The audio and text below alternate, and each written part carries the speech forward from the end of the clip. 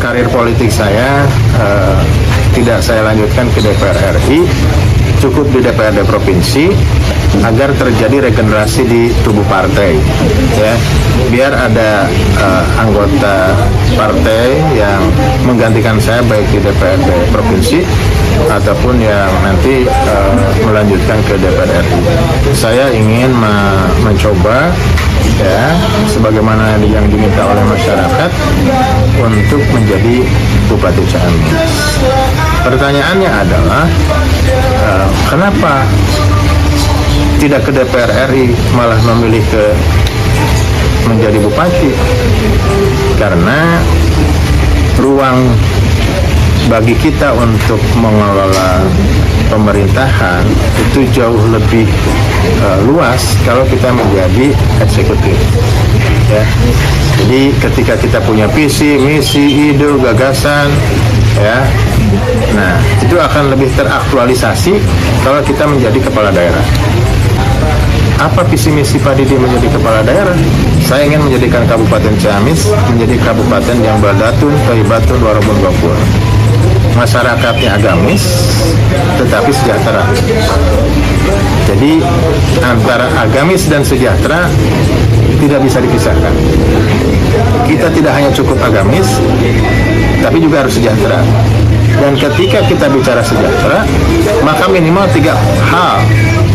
Yang pertama adalah pendidikannya tinggi, artinya masyarakatnya berpendidikan, ya, bukan hanya berpendidikan tinggi, tapi dia juga berakhlak. Kemudian yang kedua, masyarakatnya adalah masyarakat yang sehat, terjamin kesehatannya, ya. Dan yang ketiga, daya belinya meningkat. Jadi masyarakatnya agamis, cerdas karena berpendidikan, tubuhnya sehat, dan kemudian dia masyarakat yang kaya karena punya daya beli yang tinggi.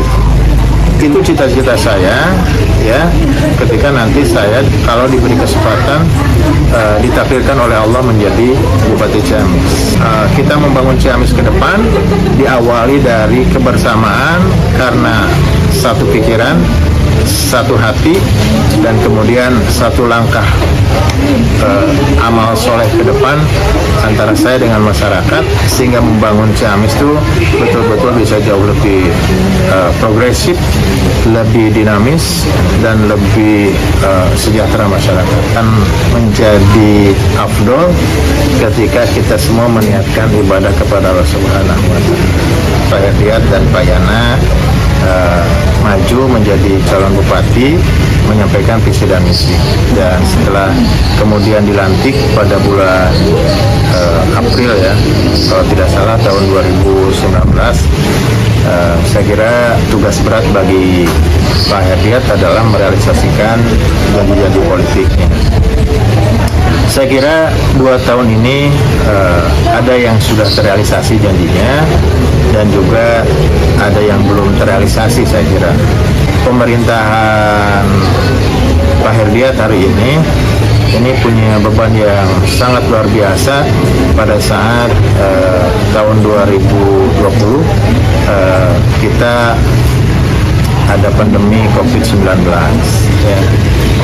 Sehingga pemerintahan Pak Herdiat ini, bukan Pak Herdiat saja, saya kira seluruh bupati wali kota se-Indonesia mengalami hal yang sama, ya, mengalami kesulitan keuangan, mengalami kesulitan pergerakan, begitu, ya. Tapi saya mendoakan mudah-mudahan Pak Herdiat dengan Pak Yana bisa melampaui masa kritis ini, masa pandemi ini, begitu, sehingga beliau bisa merealisasikan janji-janji politik dia, melihat visinya, ya, tadi kemandirian ekonomi, ya, sejahtera untuk semua, begitu. Ini kalau bisa dicapai dalam masa pemerintahan Pak Herdiat periode pertama, kalau bisa dicapai sangat luar biasa. Walaupun memang dengan COVID-19 ini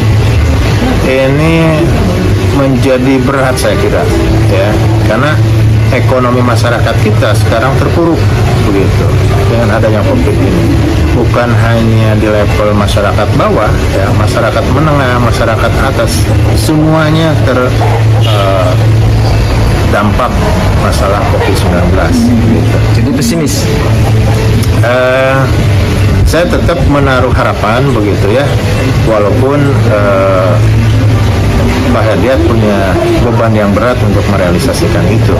Sebagai warga masyarakat, saya berharap mudah-mudahan Pak Herdiat bisa memenuhi janji politiknya, bisa merealisasikan visi misinya begitu. Walaupun misal nanti akan sama-sama maju, misal di Pilkada 2024, tetapi saya kira sebagai warga masyarakat tetap saya mendoakan agar beliau bisa merealisasikan janji politiknya dan bisa merealisasikan visi misinya. Kalau itu bisa dia lakukan, saya kira masyarakat Kabupaten Ciamis akan memberikan apresiasi.